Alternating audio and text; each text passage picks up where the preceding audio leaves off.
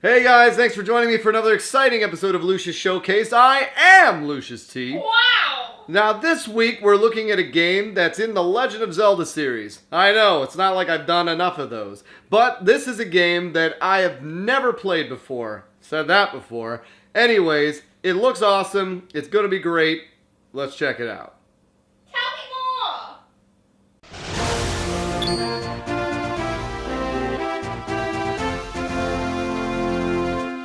So we're talking about The Legend of Zelda Minish Cap on the Game Boy Advance. Now, as a lot of you know, I'm not a big fan of handhelds. And this would be the first Zelda game that I just outwardly ignored. I gave Link's Awakening a chance, I gave Oracle of Ages a chance, I didn't do Seasons, you know, they're the same kind of thing.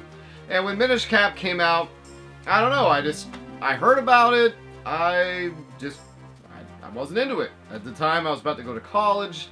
So maybe I don't know. I was aware of Minish Cap after it was released, kind of thing. I just never gave it a shot. So my buddy Josh picked one up for me. He's like, "You gotta play this," and I'm so glad he did, because wow, what an amazing 2D Zelda experience this game is. It's very clearly influenced by Four Swords Adventure, having been made after it. There's a big mechanic in the game where you charge up your sword and then you can split yourself into several different links. Once you collect all the different powers of the elements and charge up your sword, you can split into 2 links, later on 3 links, and then finally 4 links. Pretty damn cool. The main gimmick of the game is the Minish Cap, which will shrink Link down the size. Now, I didn't expect the Minish Cap to be such a badass, which is Ezlo. Ezlo, who you first meet, looks like a duck and gets on your head, and it's just a nice addition. Usually the sidekick characters are really annoying, like Navi or even Midna was, you know, not bad, but Ezlo was fun. I enjoyed his commentary. If you hit the select button, it'll give you the chance to kind of get hints. But altogether, this game just kept surprising me. It really took the Zelda formula and just changed it slightly. Ganon's not the bad guy. How the hell can that be the case? Well, no, it's this bro named Vati. Or Vati, or whatever the hell.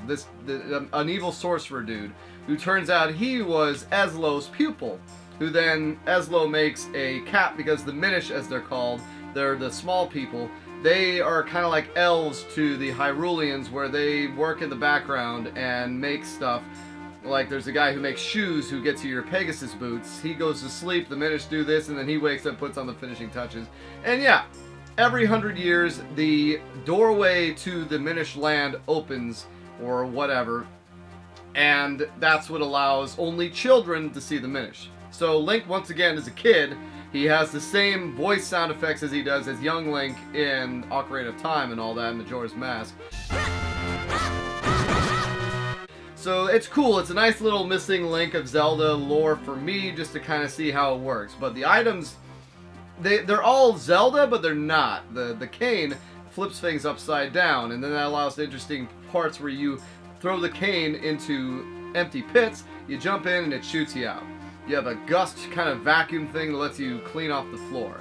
No hook shot, but the gust can kind of allow you to do stuff like that. The boomerang's in it, but the boomerang is something you buy. You get wallets, you get all this. Just the whole game is structured very well. The pace is perfect for the first 2 bosses. Then once you get to the 3rd temple, it can get bogged down a little bit in Zelda. Where the hell do I go? Did I hit the right chat dialogue? I got to the part after I beat the 3rd temple where I could not figure out what to do, and it's because I didn't talk to the right NPC that then opens the library and allows you to pursue the story. But that's always the case with a lot of Zeldas. That's one of the reasons why I enjoyed Breath of the Wild so much, is because it was very, very hard to get stuck.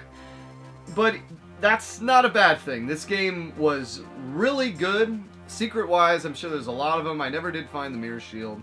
You learn sword techniques from the guy down in the bottom of the town, although you can find other sword techniques throughout Hyrule. I didn't spend too much time doing this. There's the zany mini games. You have the one where you can gamble, which the first time I did it, I got up to like 160 rupees, and then I just consistently for 7 times in a row picked the wrong chest. They have a cool cuckoo thing where you can collect cuckoos around the town and throw them back in, cuckoos being the chickens.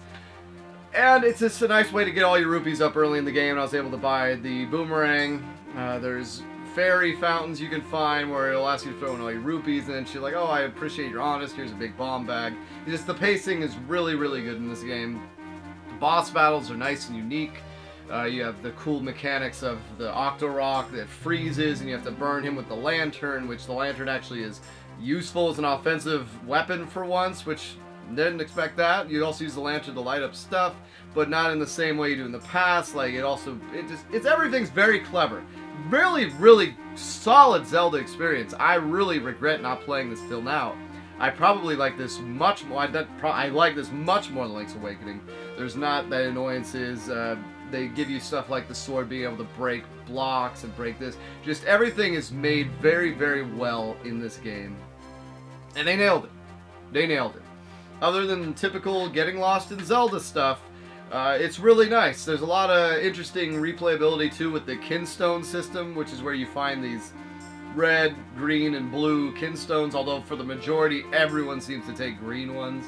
But yeah, it allows you to fuse with someone else's kinstone, and then that unlocks a secret, whether it be a secret hole or a chest. For the most part, I don't think anything is all that great with the system, but it's just nice little added replay value and cool to just unlock stuff.